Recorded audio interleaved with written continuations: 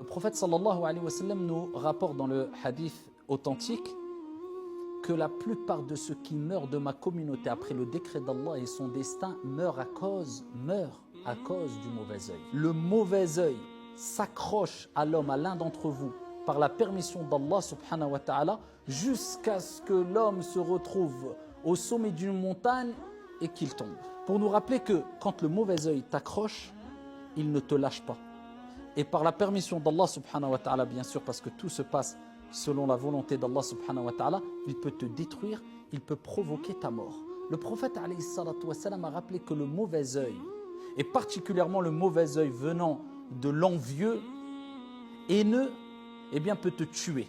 Que dire à notre époque aujourd'hui? L'exposition est beaucoup plus intense qu'il y a 14 siècles et on le sait toutes et tous à travers les réseaux sociaux.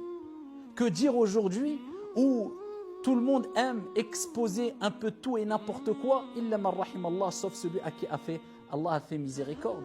Regardez ma voiture, regardez ma richesse, regardez ma maison, regardez mon épouse, regardez mon époux, regardez-moi. Et la personne ne se rend pas compte qu'elle est peut-être en train d'attirer les foudres sur elle. Une certaine malédiction sur elle.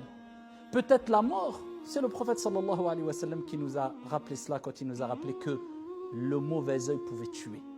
Alors il n'est pas question ici de dire qu'on doit vivre complètement caché et on ne doit plus s'exposer devant qui que ce soit.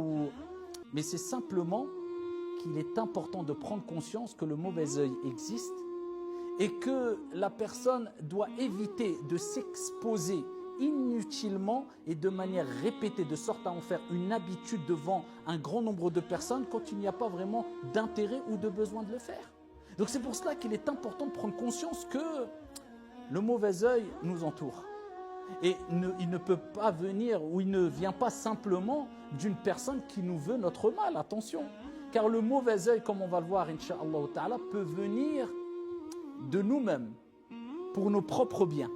C'est pour cela que le prophète sallallahu alayhi wa sallam, il nous dit, si l'un d'entre vous voit chez son frère, ou en lui, donc il parle de toi, de nous, ou en lui, ou dans ses biens, dans tes propres biens, quelque chose qui lui plaît, qu'il invoque la baraka, la bénédiction d'Allah subhanahu wa ta'ala.